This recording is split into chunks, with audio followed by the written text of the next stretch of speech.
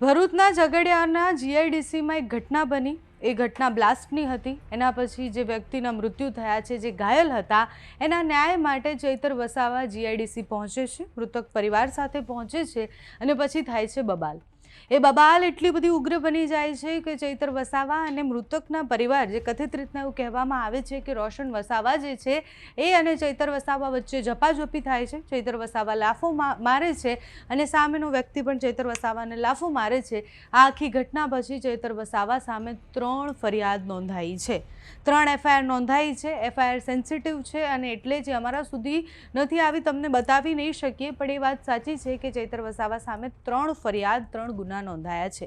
કંપનીમાં થયેલા બ્લાસ્ટમાં એક વ્યક્તિના મૃત્યુ થયા બાદ ચૈતર વસાવા પોતાના સમર્થકો સાથે ત્યાં પહોંચ્યા હતા, ન્યાયની માંગણી સાથે પહોંચ્યા હતા। તે દરમિયાન રોશન વસાવા નામના એક વ્યક્તિ સાથે ઉગ્ર બોલચાલ થાય છે, જે કથિત રીતના એવું કહે છે કે એ મૃતકના પરિવારમાંથી આવે છે અને પછી એ ઝપાઝપીનો વિડીયો ખૂબ વાયરલ થાય છે। 3 એફઆઈઆર સેન્સિટિવ કેટેગરીમાં મૂકવામાં આવી છે। પોલીસે રોશન વસાવાને મારવાના બદલે એક ફરિયાદ નોંધી છે, જ્યારે બીજી 2 ફરિયાદ એ સરકારી કામમાં દખલગીરી એટલે પોલીસ સાથે બોલચાલ એમની થઈ હતી, ગેરકાયદેસર રીતના કંપનીમાં ઘૂસ્યા એ વાત માટે, એટલે 3 અલગ અલગ એફઆઈઆર ચૈતર વસાવા સામે નોંધાઈ ગઈ છે। ગઈકાલના સ્થાનિક સ્વરાજ્યના રિઝલ્ટ અને એના પછી એક જ ચાલે ચૈતર ચાલે ખૂબ ચાલ્યું અને હવે ફરી એકવાર ચૈતર વસાવાએ જેલમાં જવું પડે તે પરિસ્થિતિ આવી ગઈ છે। 3 અલગ અલગ ફરિયાદ કેમ થઈ છે, અમે ચૈતર વસાવા સાથે વાતચીત કરવાનો પ્રયત્ન કર્યો હતો, એ એક કાર્યક્રમમાં છે, એટલે ટૂંક સમયમાં અમારી સાથે જ્યારે વાતચીત કરશે ત્યારે આ બધા જ પ્રશ્નોના જવાબ ચૈતર વસાવા પાસેથી લઈશું અને તમારા સુધી પહોંચાડીશું। રોશન વસાવા, જેને ચૈતર વસાવાએ લાફો માર્યો હતો, એ વાત જે વાયરલ થઈ હતી, એ રોશન વસાવા સાથે પણ વાતચીત કરીશું।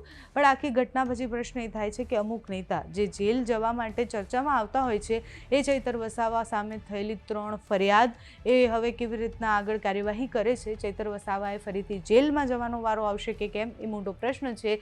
પણ જીઆઈડીસીમાં જે બબાલ થઈ તે દ્રશ્ય પર કરો નજર।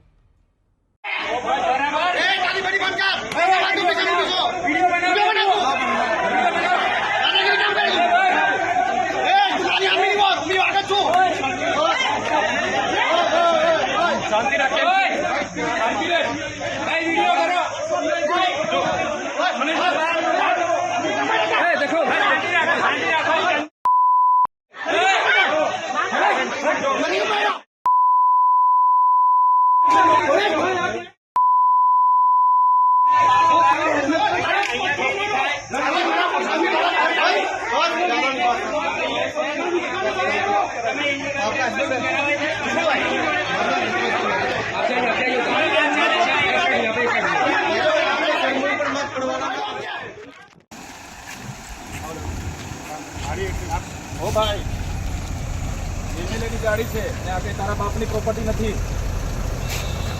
હા, એ બધી સાઈડ પર રાખવાની, પૂછવાનું નહીં, કોઈ અમારો સાહેબ નથી અહીંયા કોઈ। આ પીઆઈ ને કેવું એવું છે કે 15 લાખમાં સોદો કરવો હોય તો મીટિંગ થાય, બાકી મીટિંગ નહીં થાય। 15 લાખ ના જોડે મને મારો ભાગ આપી દો। બસ આજે ઝઘડિયાની જીઆઈડીસી ની કંપનીમાં બ્લાસ્ટ થવાથી 16 લોકો સભ્યોને ઇન્સ્ટિગેટ કરવામાં આવી રહ્યા છે અને આ પીઆઈ કંપનીને બચાવે છે, વાઘેલા કરીને પીઆઈ છે, કંપનીને બચાવે છે અને આ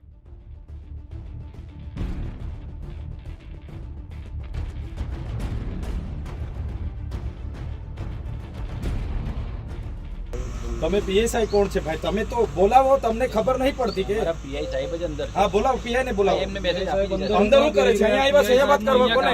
4 દિવસ સુધી તમારો પીઆઈ હુઈ ગયેલો માણસની